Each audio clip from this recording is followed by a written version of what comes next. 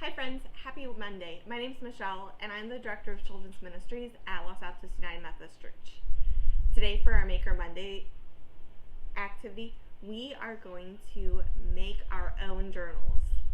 I love writing in journals, partially because it keeps me organized, but also because it's a place where I can write down stories of where I see God in the world. Yesterday, during worship, we built things with Legos and heard the Bible passage and a sermon about when Jesus read from the book of Isaiah. It was a prophecy about Jesus in the world. And when Jesus read it, that prophecy came true, and it also became part of our story. So our story is Jesus' story, is God's story. It's all connected. So I think a journal is an awesome thing to make and use it to write down all of the places you see beauty and love and compassion and God in the world. What you'll need is some regular paper. If you have paper that's only been printed on one side, you could use this. You could use that paper on this project. This is a great opportunity to recycle.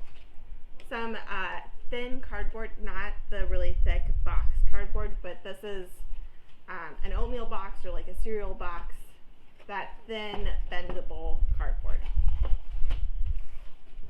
You'll need a rubber band, just one rubber band, and either a skewer or a dowel, a stick of some sort, or a paper clip. I will show you two ways of making a journal. And a hole punch. It can be a 3-hole punch or a 1-hole punch. Either will work. We're going to punch 2 holes. So I'm not even going to use all of the holes. I'm going to use just 2 of the holes on my 3-hole punch.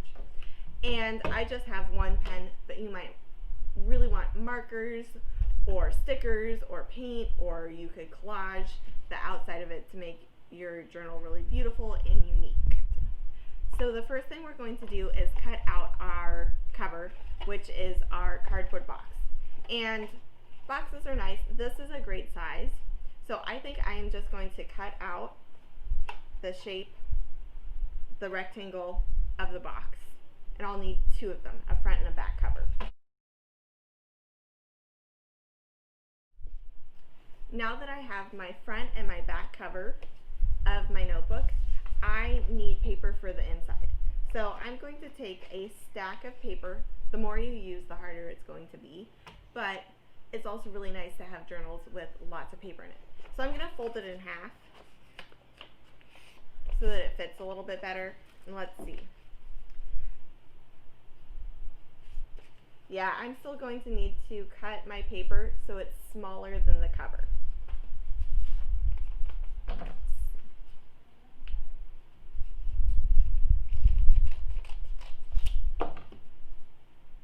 And you definitely want the inside paper to be a little bit smaller than the outside paper. So I need to cut this edge too.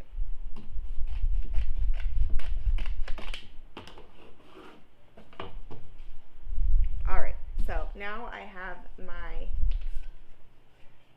front cover, my back cover, and my inside.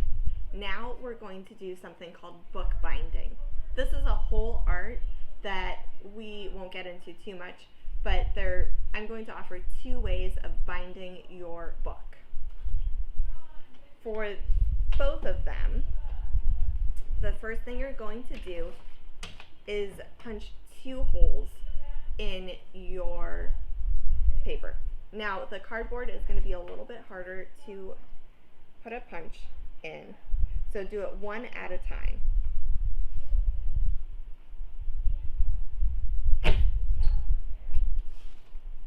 And we want the holes to match up. We want the holes to be in the same place. So take a look at where your holes are and make a second set right in the same place. So hopefully my holes match up. I can see you. Can you see me through the hole? Okay.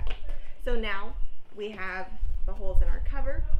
We're going to put holes in our inside pages. So just stick those in, try to center it, and ta-da! This is where we have two options. So both of them we're going to use a rubber band for, and this is a little bit tricky. I'll show you the easier one first. So the first one uses a dowel or a kitchen skewer. That's what I'm looking for. Now this one is a little too short.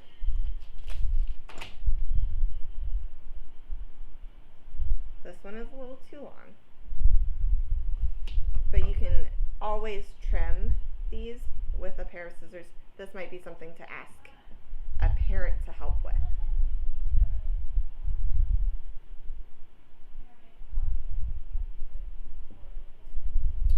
Okay, I got it. Whew. Okay, ask a parent to help. That was harder than I thought it was going to be. So, what you are going to do, take your rubber band, stick it through the holes.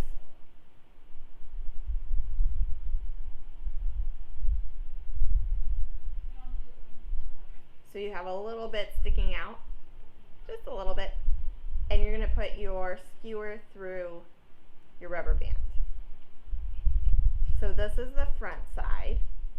On the back, take your rubber band, and you may have to stretch it, and you're going to stick it through the other set of holes.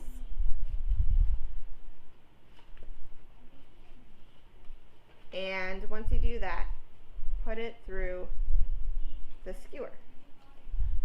Ta-da! So this is the first one. Basically the rubber band is going on the back, and it's held together with this skewer or dowel or whatever kind of stick you want to use. Okay, option number 2. We're going to use a paper clip and a rubber band. So what you're going to do is put the rubber band on your paper clip.